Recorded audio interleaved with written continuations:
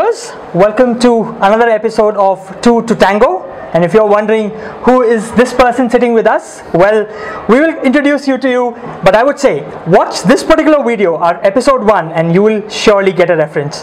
Well, coming to the person, he is the man of the moment, Rajesh Premachandran. Welcome, Rajesh. Thanks for having me. So I think the story is a bit cliched. I mean, you are an engineer who went to the US, started to earn in dollars, came back to India, did your MBA, and then came in the middle management level of an MNC. I think a lot of us and a lot of our viewers will have a similar story, but probably that's where the similarity ends. I mean, you have done your PhD in organizational psychology while working in your organization, and then your passion for travel, gardening. We just saw your paintings when we came to your house. Absolutely. I think that's what sets you apart. Rajesh, is any of this planned or it just happened for you? A lot of this is planned by your instincts or your behavior that you nurture from being a young kid. So yes, some of these outcomes are not planned, but the series of episodes you mentioned, whether it's interest, etc., it's a cultivated habit over years. So I think that's what I would say. So if you fast forward a few, maybe not these particular interests, there'll be some other interests. But yes, it will be a varied story. Rajesh, it's an interesting point, right? Because as Sapta was mentioning, you are in that cliched way of a software engineer sitting in the US earning in dollars. If you ask me as a common person, had I been in that situation, probably I wouldn't have even come back. And I think most of us and most of the viewers probably would have stayed there, because obviously there's a lifestyle, there's an aspect to sitting in the abroad and earning in dollars. And I would normally call it, and we did talk about in our first video, it is the typical nervous 30s, which you will not be able to come back from that comfort zone. What's your take in this? I think it's very specific to an individual's values, and you have to be true no matter what you do to know what gives you happiness. And if you think, for me, the biggest factor was being close to family. It in fact drives a lot of my decisions.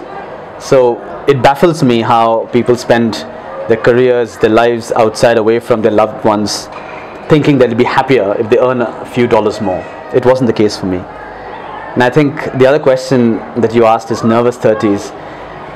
Think of 70 years ago, life expectancy in India was about 40 years. You'd be very nervous in the 1920s and 30s and 40s to be a 35-year-old. Today, you're happy to be living to 85, 95. So how can 30s be nervous? But taking a small little cue from that, actually, we see a constant disruption in your career. You disrupted when you came back to India and you chose an MBA, which was not extremely popular at that point of time. It was just fledgling. And then when your corporate career was going fine, you took time out of your corporate career and you found time for a PhD in human psychology. Was it a constant pressure to kind of prove yourself in the 30s? It's like, what, I'm in the belly fat of corporate, should I kind of rejig and continuously churn out something? No, it's an extension of what I was in my 20s. So the moment I got my job and was working with Wipro, the first thing I did was enrolled for my masters with BITS Pilani. Wipro offered this to about 100 people in our batch. I think 5 people signed up for that masters because they had a job, and I said, you know what, they're giving this. BITS Pilani is a great brand, and you get to so that was when I was 22. So right through this, I've always maintained one thing, that you've got to make yourself more valuable. The rewards will follow, but making yourself valuable means investing in skills. Right. And a good proxy, you can have various ways of investing in. So the good proxy is education. And it is probably middle class values that you go after degrees and masters. It's cliched to an extent, but what doesn't hurt to have a few certifications and industry leading authorities telling you that yes, you are qualified in 2 or 3 other areas apart from your job. So to that extent, yes, it was just extension of my 20s. If I look at what's going to come, it won't be any different from what I have in the last 20 years of my professional career. Wow. PhD, corporate life, I think it's a great combination that you can see. So while we are in the topic of your PhD in organizational psychology, I think a lot of our viewers and both of us, we really want to know what is it about, particularly because you did it while you were working at that point of time, and is there any relevance for our viewers or someone like us who are working in corporate that we can take away from your PhD and apply in our daily lives? PhD is about conducting independent research. That's why people do PhD. It isn't directly applicable. If you look at, I was working in Goldman Sachs and change and transformation. Is organization psychology relevant? Yes. Is it necessary to do that to be successful? No. One of my goals is to go into teaching. I still teach. I've gone to IIM Lucknow to teach a few courses on org changes, and I think having a theoretical grounding in research helps, because it tells you what's latest and greatest in the field, but it also gives you a quantitative, empirical way of establishing truth. And I think I'm a great fan of science because it's about proving hypothesis through data. Right. And a lot of our lives is about fiction and fact, separating them out. To that extent, I think the other thing that it influences is your ability to see through human nature when it goes through change, which is always happening around. And I think it's been, it's even my new job, large changes, especially org design related changes. Having some sort of background in that makes you a better a student, plus appreciate this and act accordingly. I don't think it's absolute necessity to have that. You do have bragging rights. That comes with the turf. But remember, for most jobs, it becomes a liability, because when you're hiring PhDs, you got to be sure whether that guy is, with thick rimmed glasses, going to do some stuff that's totally esoteric, or is that person firmly grounded and does something pragmatic.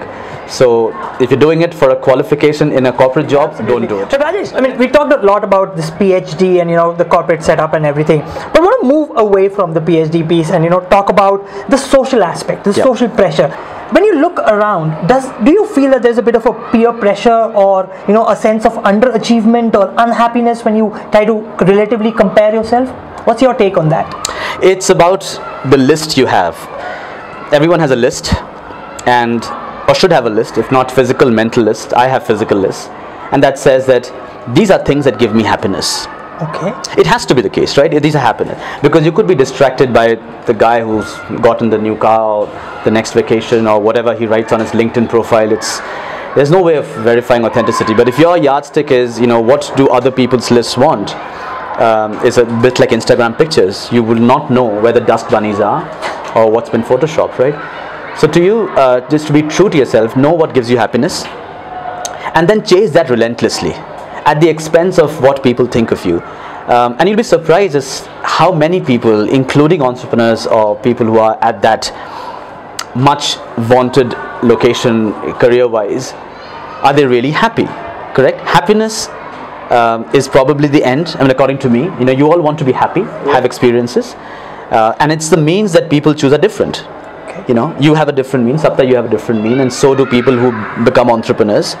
But there is a whole other element to this as well, around what are your commitments to your family? What are your hobbies? As a person, what do you do? How much do you exercise? What do you do? Etc. Right? And if that list is being constantly ticked off, and I think you're feeling a bit more in sync with what you really love, I think the other questions like these are immaterial then, right? Because finally you're living off someone else's list. Very true. And you brought a very interesting point about in the social aspect, the family plays a very important role. And while the society has gone into a very fast-paced approach or breathtaking speed to really achieve things in the career, a lot of people often say family becomes a liability. And when I use the liability, it's a strong word, but obviously you need to take care of your family. There are other aspects to it. How is the family aspect kind of unraveled for you in your journey? Richard Dawkins, you guys must have known him, right? He's an evolutionary biologist. I'm a big fan of his. So he writes in A Selfish Gene that a lot of our behavior can be explained by just one stuff, the urgency or the need to reproduce and propagate our species. That is the primary reason why you and I have come to the planet, to propagate species. The fact that you're in an industry cogwheel and got career, etc. Careers are probably 200 years old as a construct. Right. So me, just taking a step back and thinking about family as a liability just goes back to The fact, by the way, you need not have a family. Correct? So if you can control the urge to reproduce and not mate, absolutely live a normal life. You know, that is normal according to you. It's your list. Plenty of people that are happy not doing anything. But once you decide that you have a family, or let your hormones take the better of you and say, all right, you know, I've got a wife and I need to have kids, etc. Your decisions have to be, if you're responsible, quite entwined with what the family wants. And this is where probably I think people feel that dissonance you talked about, that liability family, that yeah, you know, of course, you know, if you've fallen in love, you've had kids, and now suddenly your wife can take care of the home and the kids, etc., and you can now pursue your dreams and become your entrepreneur, and you know, your self-actualization is now sort of distinct from what the family's hierarchy of needs are. Chances are that your kid doesn't care about you being an entrepreneur. The kid cares about you playing carom or tennis with her. Very true. So now the dissonance starts when you are 30s or 40s, because your ambitions are slightly different from just providing for your family. That is a source of all this this pain, that I would say. So that the point is that if you're true to your responsibilities, then you need to know that any cost that you are bearing cannot be the expense of what the family wants. They have to be in sync with that. So you can't say, oh, you know what, I'm trying to earn $1 million for my family. They don't need $1 million. You need $1 million. Very true. For the list that you want to live off someone else. And guess what? Your family does, you know, if you show your list to your family, and then I encourage you to do that, make a list and say, this is what's important to me. Do you guys agree? And if I ask my 11-year daughter, if she says no, it's not important to me, and I say it's important to me, I think I have to first resolve that problem. We all look for inspiration around us. You know, you travel a lot. I know you read a lot of books and, you know, movies and all that stuff. Oh, if I ask you about something, you know, would you like to recommend a book or a movie? And I'm sure the viewers would like to know anything that they can look up to and probably get themselves inspired. Books, definitely. I watch a few movies, but I think books, one has to probably read various disciplines to be really a well-rounded individual. You know, for folks who've only read tech or only listened to Sadhguru, for example, you know, I think there's probably become a risk of being one-dimensional. But one of the books I think I love, recommend people is Dale Carnegie's books, and specifically How to Win Friends and Influence People. It's 100 years old, perhaps, and I think I can't tell you how relevant. In fact, increasingly more relevant in today's age, where, you know, FaceTime is at a premium. You're always texting people, etc. So that'd be a lovely book to start out. But I do recommend people investing time in varying disciplines. You know, whether there's evolution, whether it's psychology, NLP, technical stuff that requires for them. Self-help books, you know, it doesn't change you overnight, but a page a day that sticks to you makes you a different person over the years. Wow, I think we'll all remember that. A page a day. We've all talked about an apple a day, but a page a day actually changes a person. Wow.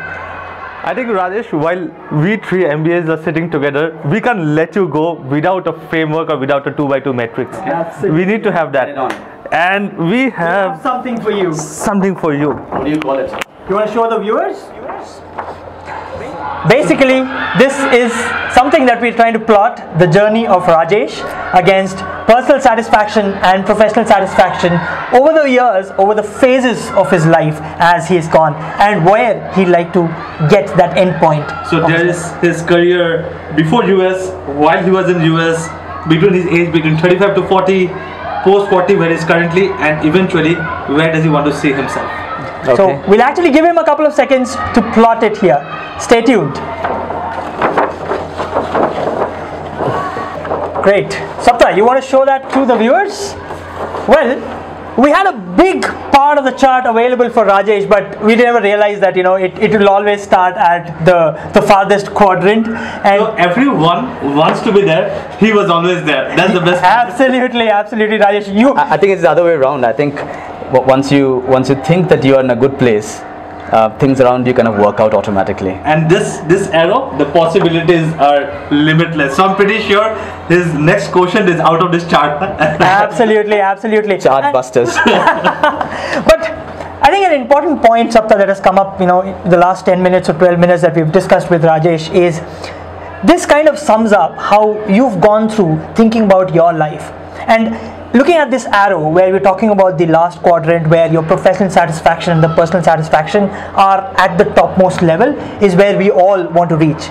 What's important is how the journey looks like. And I'm sure the journey looks like for each of us very different. How you want to plot it?